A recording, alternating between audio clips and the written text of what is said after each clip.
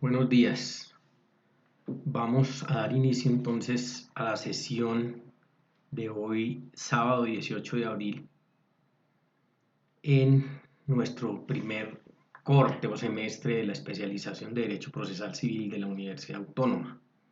Vamos a hacerlo de la misma manera que trabajamos en la última sesión, por lo tanto vamos a estructurar 4 conferencias más o menos cada una de 30 minutos larguitos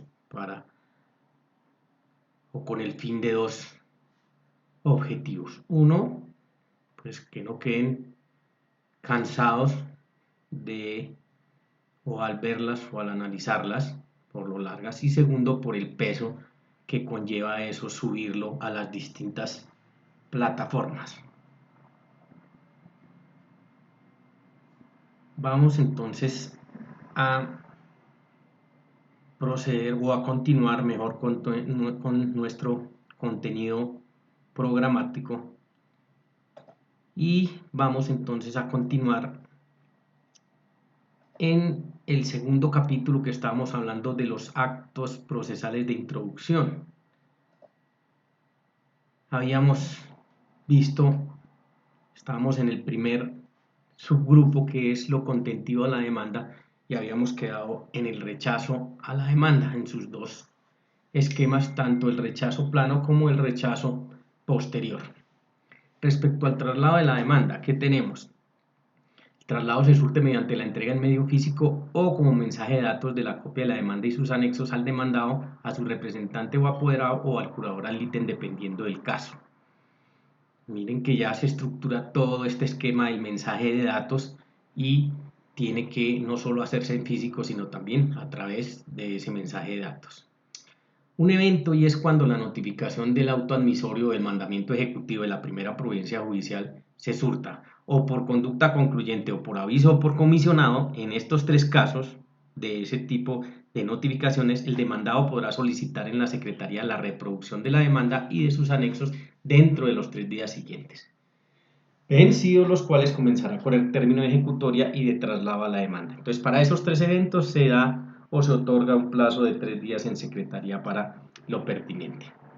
Si son varios demandados representados por la misma persona, el traslado será común, varias partes con un mismo abogado. En cuanto al retiro de la demanda, aquí hay una novedad. Se dice: sobre la notificación de los demandados no se puede si ya se notificó siquiera uno. Aquí tenemos que pensar que el Código de Procedimiento Civil permitía el retiro de la demanda y exigía 2 requisitos: uno, que no se hubiese notificado ningún demandado, y 2, que no se hubiesen practicado medidas cautelares. El Código General del Proceso trae entonces aquí una novedad y dispone: cuanto al primer requisito, la notificación se mantiene, no puede estar notificado ninguno de ellos, porque si se notifica así sea uno solo, ya no habrá posibilidad de retirar la demanda. El cambio está en el requisito de la práctica de la medida cautelar, porque en el Código General del Proceso entonces dispone que aún así se haya practicado la medida cautelar, se puede retirar la demanda. ¿Cómo quedó establecido? Previo concepto del juez, tiene que librar un auto, y en ese auto, ¿qué va a contener? Ordena el levantamiento de las medidas cautelares, y segundo, condena al demandante al pago de perjuicios salvo acuerdo de las partes. Muy importante aquí, sobre todo para los litigantes, ¿no? Salvo acuerdo de las partes. Pero podemos quedar ante el evento que se hayan causado unos perjuicios, y esos perjuicios son susceptibles de reclamarse. Entonces, esa condena al demandante por los perjuicios que haya ocasionado se hace a través del 283, que sería la condena en concreto, pero lo importante es que no impide el retiro de la demanda. Entonces, en el juzgado, ¿qué quedaría? Quedaría el incidente de pasar de una condena in genere, que está determinando que hubo unos perjuicios pero no se pudieron tasar, a una en concreto, que es a través del trámite del artículo 283. Pero, insisto, no impide el retiro de la demanda. Vamos a ver si esto es asimilado por los jueces y no vayan a determinar que hasta que no se resuelva sobre los perjuicios no entregan la demanda. La norma precisamente lo que quiere es que con todo y eso se puede retirar y nos quedaríamos solo con el incidente. La figura de la corrección, aclaración y reforma de la demanda en el artículo 93 también es novedoso. ¿Por qué?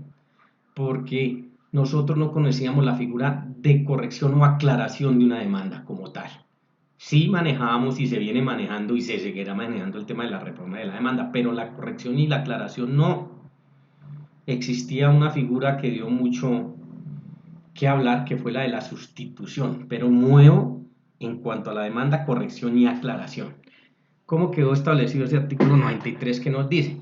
El demandante puede corregir, aclarar, reformar la demanda en cualquier momento hasta antes de señalar fecha para la audiencia inicial, o sea, hasta antes de que quede en firme ese auto que fija fecha inicial.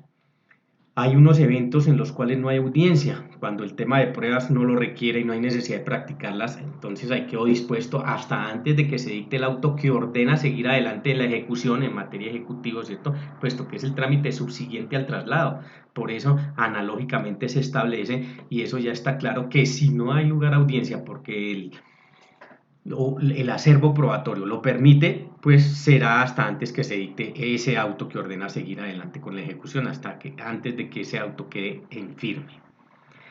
Les decía, desaparece la figura de la sustitución, me parece en buena hora. La sustitución, acuérdense ustedes que tenía graves inconvenientes, y el primero era que no tenía un número determinado para hacerlo, o sea, se podía sustituir siempre y cuando estuviera dentro del término las veces que quisiera.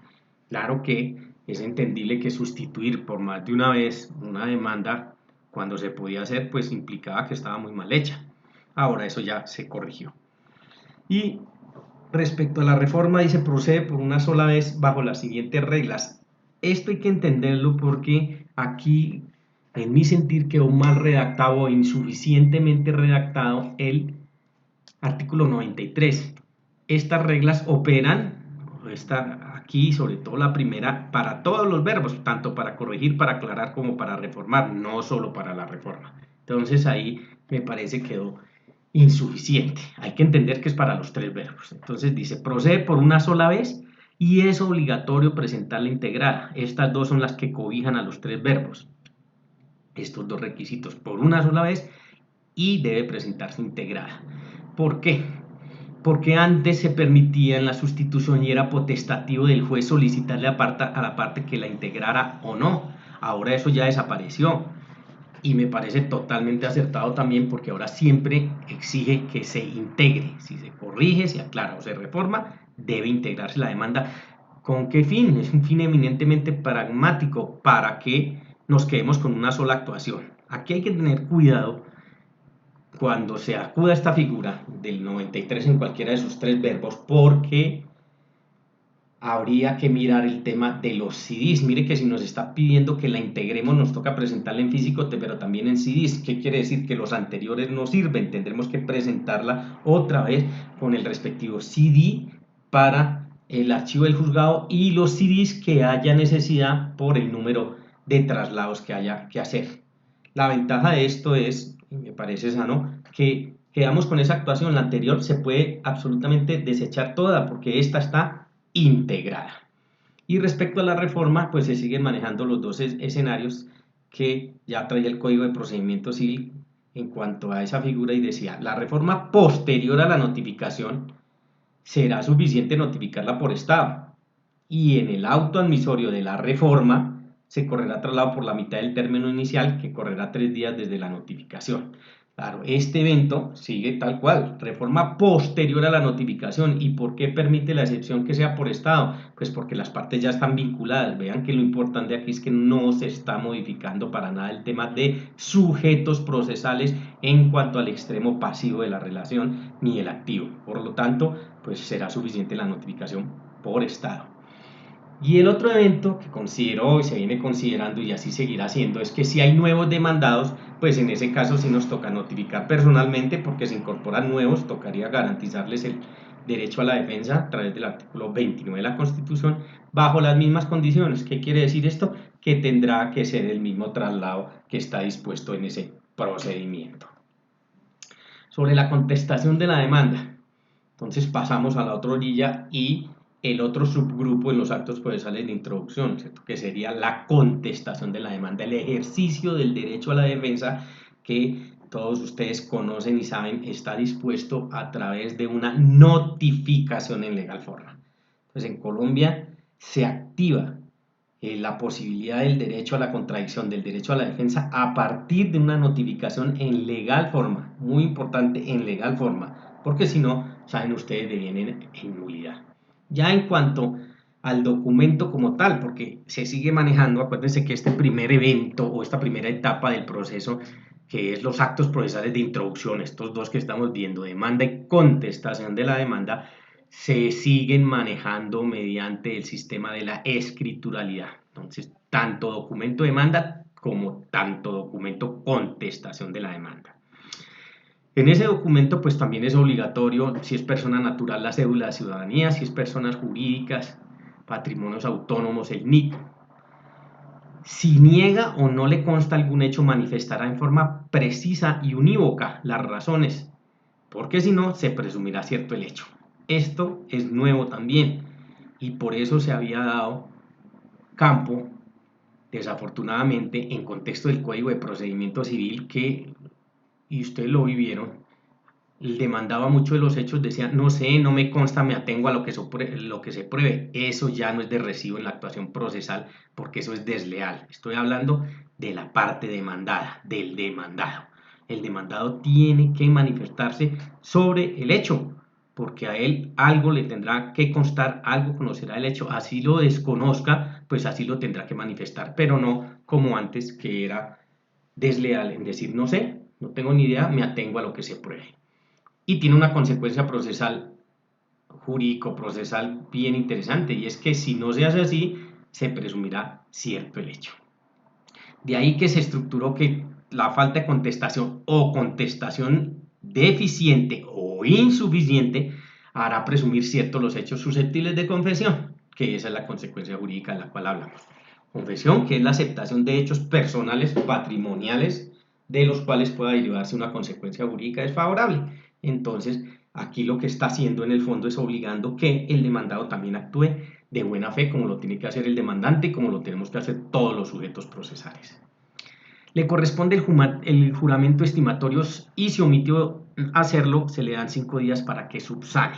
Otra figura interesante e importante aquí para tener en cuenta, porque aparece entre nosotros y surge entonces el juramento estimatorio, pero miren que proviene de el demandado.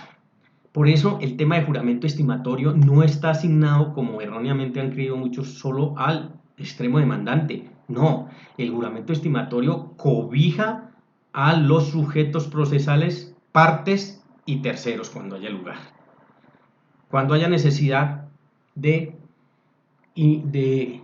llevarlo a la actuación judicial, porque sabemos y conocemos nosotros que son 4 los eventos en los cuales tenemos que aparecer en la escena procesal con juramento estimatorio, que son cuando vamos a reclamar perjuicios, cuando se trate de asuntos de compensación o cuando se reclamen frutos o mejoras.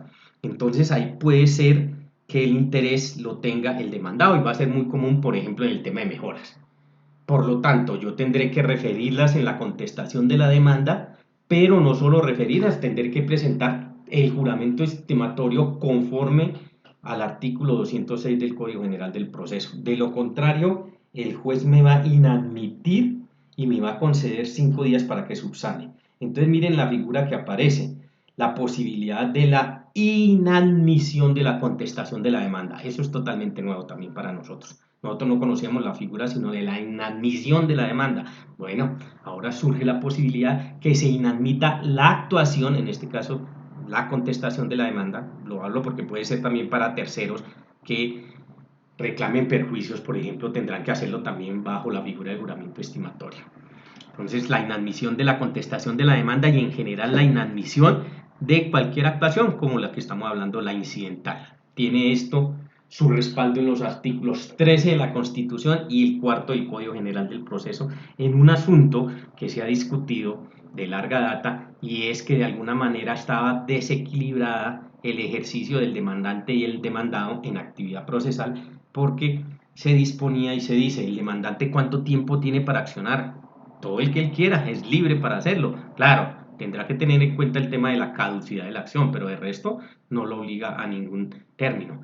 Y no suficiente con eso, cuando él presenta una demanda, el juez se la analiza, se la estudia de manera completa y si le encuentra errores de forma, le inadmite y le da tiempo para que subsane. Se venía diciendo, bueno, ¿y por qué no el mismo tratamiento al demandado? Si el demandado también presenta un documento, este documento puede tener vicios de forma, no estoy hablando de fondo, sino de forma, ¿por qué no se le da la misma oportunidad? Y el juez analiza ese documento en cuanto a la forma y si le encuentra esas deficiencias, puede inadmitir.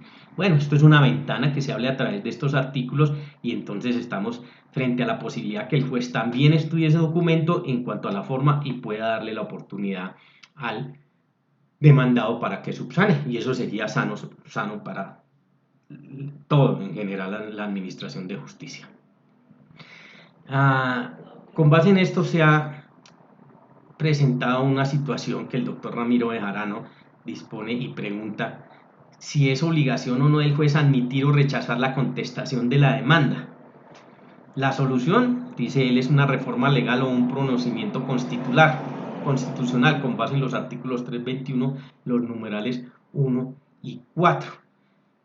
Y estoy de acuerdo en eso, pues dice que necesariamente tendrá que acudirse a una reforma legal o, aún más fácil, yo creo, en la análisis pertinente que haga la Corte Constitucional, darle el alcance en que se constituye una obligación para el juez admitir o rechazar, si es del caso, la contestación de la demanda. Esperaremos el funcionamiento, sobre todo de la Corte Constitucional, lo veo mucho más viable que no una reforma legal, pero quedó, digamos, ese vacío.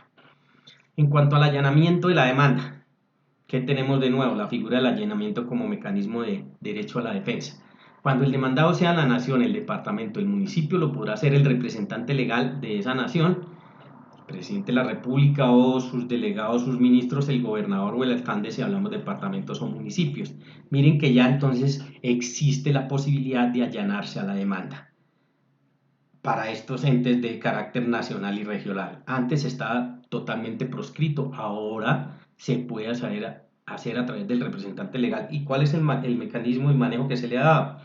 Pues que tienen, digamos, los gobernadores o los alcaldes un límite como representante legal de su departamento municipio que se lo establece en el orden jerárquico y administrativo, pues la respectiva asamblea, ¿cierto? O el respectivo consejo. Y lo limita, generalmente está limitado cuando los asuntos se pueden cuantificar en salarios mínimos mensuales legales vigentes y les dicen que está un tope de salarios mínimos, puede negociar o allanarse, como es el caso que nosotros estamos hablando, y si supera eso sí tendría que llevarlo al seno de la asamblea o del respectivo consejo.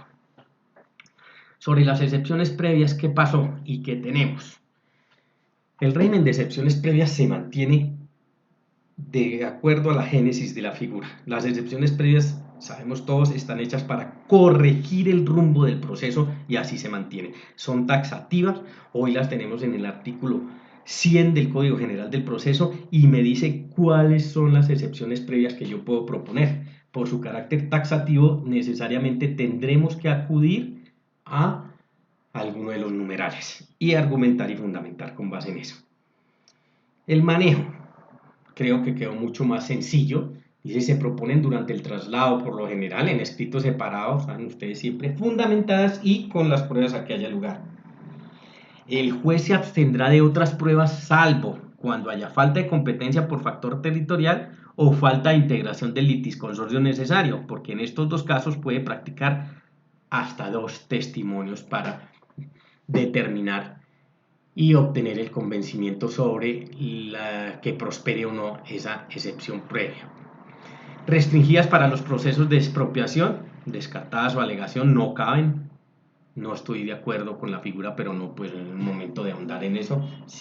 Pueden presentarse si es para corregir el rumbo del proceso como están hechas, pues sería beneficioso para todos los sujetos procesales. Sin embargo, ahí siguen y se mantienen restringidas para solo y exclusivamente estos procesos, los de expropiación por vía civil. Y dispone en torno a las excepciones previas que deben invocarse como fundamento del recurso de reposición en estos 5 asuntos. Para procesos verbales sumarios, en los de deslinde amojonamiento, en el proceso divisorio, en el proceso monitorio y en los procesos ejecutivos, medida con la cual yo también tengo serios reparos porque se presta para confusión. Dice, deben de invocarse como fundamento el recurso de reposición y algunos han pensado o se presta para que digan, bueno, entonces se amplía el alcance y el objetivo del recurso de reposición porque en estos eventos, en estos 5 que hemos hablado, pues entonces tocará vía recurso de reposición interponerlo. No, la norma quedó también ahí mal redactada y es confusa. Se le va a dar ese tratamiento, pero en cuanto al trámite que se le da al recurso de reposición. ¿Y por qué para estos asuntos? Porque el legislador creyó, y a mi entender lo hizo mal, que agilizaba mucho más el manejo de las excepciones previas para estos casos si lo dejaba sometido al trámite de recurso de reposición y no someterlo al régimen general. Esto en la realidad, en la práctica, no se ha evidenciado que efectivamente sea un beneficio en el manejo de los tiempos, en duraciones razonables de la actuación judicial. Y creó sí la confusión, lo dejó dispuesto que pues podría hacerse, pero dándole ese trámite. Y de ahí entonces uno se agarran para decir, por ejemplo, en Colombia caen excepciones previas para el proceso verbal sumario, pues tendríamos que decir que sí. Lo que pasa es que tenemos que darles un trámite especial que consagró el legislador, que es el mismo que tiene dispuesto para el recurso de reposición. Técnicamente las excepciones mixtas desaparecieron. ¿Qué fue lo que desapareció como tal? Las excepciones no, esas siguen existiendo, sino el tratamiento a que se refería que era esa mixtura, eso fue lo que desapareció. Por eso técnicamente en el Código General del Proceso nosotros no hablamos de excepciones mixtas. El artículo 78 del inciso segundo, numeral tercero, dice que en cualquier estado del proceso el juez deberá dictar sentencia anticipada total o parcialmente, dependiendo del caso, en los siguientes eventos. Para el caso que nos interesa, el numeral tercero, cuando se encuentre probada o la cosa juzgada, la caducidad de la acción, la transacción o la prescripción extintiva y la falta de legitimación en la causa. Caso en el cual, entonces, el juez dicta, hoy ¿cuál es el mecanismo? Dicta sentencia anticipada. Ya no le da el tratamiento que le da el Código de Procedimiento Civil, pero miren que las 5 siguen siendo excepciones, excepciones de fondo o de mérito, que las son todas. Y así están consagradas también en la normatividad anterior. Lo que pasa es que el tratamiento que se le daba era distinto. Aquí siguen siendo, como siempre han sido, de mérito, pero el tratamiento ya es que se dicta sentencia anticipada. Sobre la falta de legitimación en la causa, el ex magistrado Pedro Munar, dispone que esa falta de la legitimación en la causa no es una excepción, es un medio de defensa, bueno, es una posición que, digamos, no tiene mayor relevancia en mi sentir. La 5 sigue siendo por su génesis excepciones de fondo de mérito y van a tener que, cuando se encuentren, proferirse mediante sentencia anticipada. El trámite hoy quedó mucho más sencillo para las excepciones previas. Ya saben que de mixtas no hablamos. Propuesta se corre traslado al demandante por 3 días de conformidad al artículo 110. ¿Sí? Oportunidad para resolverla, muy importante, antes o en la audiencia inicial. Porque hay dos eventos y este hoy es disyuntivo. Antes, si el juez tiene las pruebas y las resolverá, entonces en ese escenario, en esta primera etapa introductoria, pero sin necesidad de llegar a audiencia inicial. Cuando corran los traslados y cuando se presenten las excepciones previas, si hay lugar a pruebas, el juez las tendrá que decretar para que se practiquen en la primera audiencia. Por eso podemos decir con seguridad que las excepciones previas a más tardar se tendrán que resolver en la primera audiencia. ¿Y cuándo se da ese escenario? ¿O cuándo llegan hasta ese escenario? Cuando el juez haya decretado pruebas en torno a ellas, porque si no, las resuelve antes. Y quedó mucho más fácil y mucho más claro. Si se pronuncia sobre la falta de jurisdicción o falta de competencia, se remite y su actuación conserva validez. La falta de jurisdicción y la falta de competencia en el Código General del Proceso, si ustedes miran con cuidado, quedaron inmersas en el numeral primero. En el antiguo Código de Procedimiento Civil eran dos distintas excepciones previas. El numeral era uno, falta de jurisdicción, y el numeral 2 era falta de competencia. Aquí se subsumen en un solo numeral y dice falta de jurisdicción o de competencia, porque tienen el mismo tratamiento. El juez produce un auto de rechazo y remite al juez que él crea que tiene la jurisdicción o, si es el caso, el juez que él crea que es competente. Importante que conserva la validez. Entonces reestructuró, organizó y facilitó también ese trámite. Se hace a través de un auto interlocutorio de rechazo. Sobre el compromiso y la cláusula compromisoria se decreta la terminación y devolución al demandante si prospera la excepción. Es importante aquí tener en cuenta que en cuanto a la cláusula compromisoria, las partes han dispuesto que si se presenta un conflicto o una diferencia no van a la justicia ordinaria sino van a un tribunal de arbitramiento. Existiendo la cláusula compromisoria, el demandante está, digámoslo así, en libertad de acudir al tribunal de arbitramiento o ir a la justicia ordinaria. Él podría ir a la justicia ordinaria y el juez ahí no se podría meter. Él recibe la actuación del demandante, se pronuncia sobre su demanda y le corre traslado al demandado. El demandado es el que vía excepción, numeral segundo del artículo 100, vía excepción previa le dice aquí existe una cláusula compromisoria, por lo tanto nosotros voluntariamente convenimos que si se presentaba una diferencia no íbamos a la justicia ordinaria, sino nos íbamos para un tribunal de arbitramiento. Ahí es donde prospera la excepción, el juez así lo encuentra en derecho, decreta la terminación de la actuación, la terminación de su competencia y devuelve al demandante para que el demandante haga lo pertinente acudiendo al tribunal de arbitramiento que corresponde. Por lo tanto, y no ha cambiado para nada las excepciones previas, unas pueden corregir el rumbo del proceso, pero otras pueden tener la fuerza de terminar el proceso, como es este caso de ejemplo la cláusula compromisoria. El tercer capítulo, los actos procesales de decisión. Entonces miremos ese esquema de los actos procesales de decisión, en cuanto que las providencias judiciales en Colombia siguen siendo de dos modalidades, o los autos o las sentencias. Por eso el 278 nos habla de las clases de providencias y lo que hizo el Código General del Proceso, copiando también la definición del Código de Procedimiento Civil, es que definió que actuaciones terminan con sentencias para decir que todas las otras decisiones de los jueces se resuelven con autos.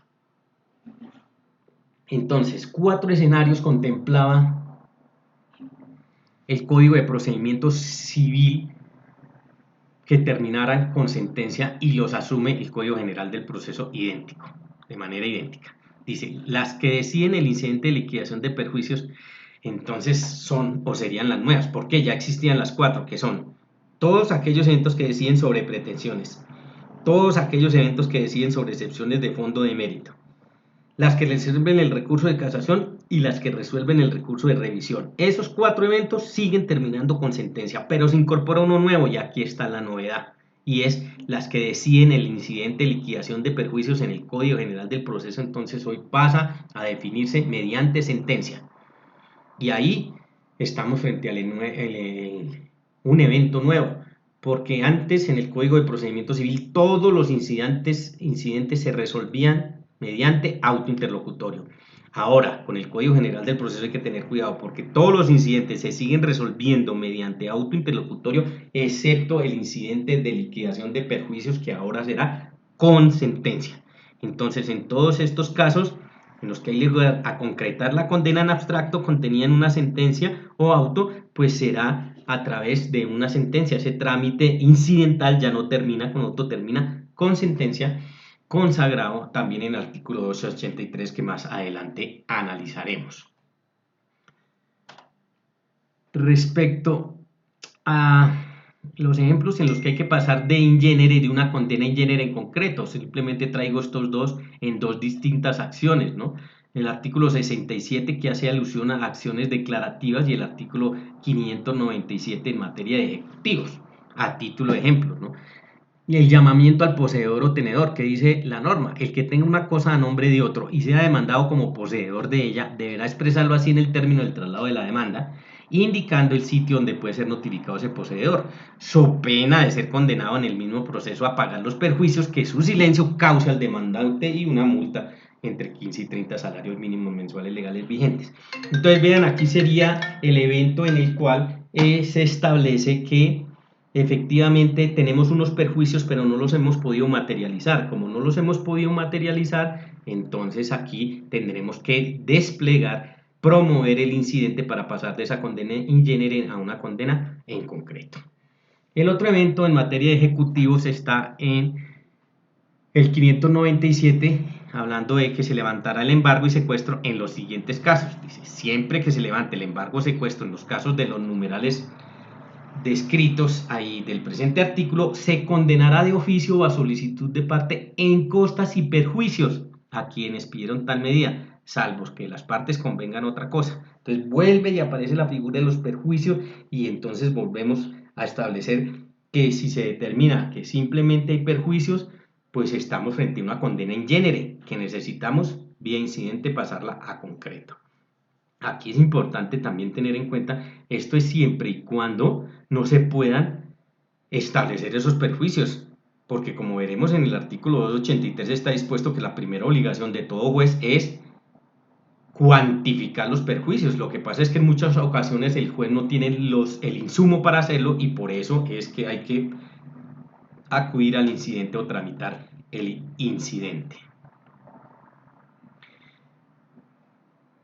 Si se pierde por quien solicitó la medida, si se desiste de la demanda que originó el proceso, si se ordena la terminación del proceso ejecutivo por la revocatoria del mandamiento de pago o por cualquier otra causa, o si se absuelve el demandado en el proceso declarativo o se termina por cualquier otra causa, son los eventos con el octavo, que si un tercero poseedor que no estuvo presente en la diligencia de secuestro solicita al juez del conocimiento, esa es la estructura y esos son los numerales que implica que estábamos aquí dando en el ejemplo del 597, por eso los numerales 1, 2, 4, 5 y 8 que son los que aquí se refieren. Y eso en cuanto a las sentencias, que es el primer acto procesal de decisión. Y en cuanto a los autos, técnicamente el Código General del Proceso no clasifica los autos, simplemente dice que son autos todas las demás providencias. Entonces se resuelven con sentencia estos asuntos y todo lo demás se resolverá vía auto. Por eso son autos todas las demás providencias y aunque no los clasifica se mantiene también la estructura del Código de Procedimiento Civil. En el artículo 279 dice, salvo los autos que se limiten a disponer un trámite, las providencias serán motivadas de manera breve y precisa. Aquí que nos está indicando que se mantiene la estructura de la división de los autos en cuanto a que hay unos autos de simple trámite y hay otros autos interlocutorios. Por eso es claro el 279 a decir que hay unos que se limitan a disponer un trámite, que sabemos nosotros que tienen un rigor jurídico procesal muy importante porque sabemos que no son susceptibles de ningún recurso, los autos de mero trámite, pero son autos. Y los otros se está refiriendo a los interlocutorios. Permite la emisión de la sentencia anticipada en 3 eventos. Entonces teníamos el tercero, que ya lo analizamos cuando vimos lo del régimen de las excepciones previas, pero hay lugar también esa sentencia anticipada cuando se haga de común acuerdo, que no es un caso corriente, es verdaderamente utópico, pero está contemplado por la ley cuando de común acuerdo las partes así lo soliciten. Y el evento que es cuando no hubiere pruebas por practicar, que es en los eventos que hablábamos anteriormente donde no hay necesidad de citar a una audiencia porque el acervo probatorio es suficiente para que el juez entre a dictar sentencia. En esos casos se determina pues que no habiendo pruebas por practicar se dictará sentencia anticipada. Y el tercer evento ya lo analicemos cuando hablamos de las excepciones mixtas que hoy ya no existen. Quedó absolutamente claro por una postura del doctor Edgardo Villamil Portilla, la Sala de Casación de la Corte Suprema de Justicia, que a la sentencia anticipada le caben los recursos extraordinarios, porque se había presentado una discusión si las sentencias anticipadas eran susceptibles de recursos extraordinarios, y como toda sentencia, esta lo es, pues ya decantó que efectivamente caben esos recursos y prospera la causal para los extraordinarios. Aunque el artículo no lo digan, también serán sentencias. Estos son unos casos sui generis que los traigo a colación porque de alguna manera se dice que hay una taxatividad en los 5 eventos en los cuales terminan sentencia, pero miremos que hay estos otros eventos en los cuales también dice la providencia judicial complementaria que debe adaptarse cuando se ha omitido concretar la condena que debía hacerse por cantidad determinada. Artículo 84, inciso primero. Claro, la famosa sentencia complementaria, ¿y también es una sentencia? Sí, técnicamente sí, por eso la incluyo ahí. Cuando se ha dejado resolver sobre cualquiera de los extremos de la litis, digamos, demanda de reconvención o demanda acumulada, casos en el cual o en los cuales el ad quem está en la obligación de devolverle la actuación a la quo y decirle pronúnciese sobre la demanda de reconvención porque no se pronunció o sobre demandas acumuladas si las hay y a algunas no se haya referido, se estaría pretermitiendo la instancia. Por lo tanto, al devolverle esa actuación el ad quem a la quo, le está diciendo lo hace o hágalo mediante sentencia. En cuanto a las formalidades, en actuación, el 279, en actuaciones de cuerpos colegiados se ordena que las aclaraciones y los salvamentos de votos se consignen por escrito 3 días después de la audiencia. Bueno, estas figuras saben ustedes que existen cuando se dan fallos por cuerpos colegiados. No estoy de acuerdo con esta disposición tampoco. Yo soy partidario, como algunos otros doctrinantes, que en el escenario de la audiencia, si estamos frente a un cuerpo colegiado, se puede instruir a los presentes para decirles, bueno, esta decisión puede darse en conjunto, en la cual todos estén de acuerdo y estaremos frente a la unanimidad. Pero pueden haber eventos en los que alguno de los magistrados se separe y o salve el voto o aclare el voto. Lo que pasa es que en Colombia se dispone que la decisión se tomará con la mayoría simple. Por lo tanto, constitucionalmente deben argumentar el salvamento de voto o la aclaración de voto. Y yo no veo ninguna dificultad en que eso se pudiese hacer en la misma diligencia. Sin embargo, aquí la razón de hacerlo era para no lograr establecer o que no se creara en el ambiente confusión de decir, bueno, pero unos jueces dicen una cosa y otros otras y entonces yo puedo acoger la que yo quiera. No, ese no es el sentido. Y si se les explica, yo creo que fácilmente se puede entender. No la comparto. Convierte la firma en una simple ritualidad, susceptible de omitirse sin afectar la existencia de la providencia judicial, como si pasaba en el Código de Procedimiento Civil. Ahora lo dejo como una simple ritualidad, una forma que no tiene por qué afectar la actuación procesal. El artículo 325, en el examen preliminar que hace la ARPE en el recurso de apelación, y entonces tenemos que se contrapone con los artículos 279 y 288. Pero tenemos que entender que el 325, siendo posterior, aplica ese régimen constitucional, que la norma posterior está por encima de la anterior. Y en cuanto al contenido de la sentencia, se establece o se precisa que si la sentencia se da por escrito, debe llevar una síntesis de la demanda y la contestación, solo si la actuación es por escrito. Entonces, digamos que hay una diferencia sutil entre la sentencia dictada por escrito y la sentencia dictada en oralidad. La sentencia dictada por escrito entonces exige, obliga a una síntesis, obviamente a la parte emotiva y a la parte resolutiva, mientras que si estamos en un ámbito de oralidad será suficiente con la parte motiva y la parte de síntesis. Bueno, hasta aquí entonces dejamos esta primera conferencia de la sesión del abril 18 y posteriormente continuaremos entonces con la segunda conferencia.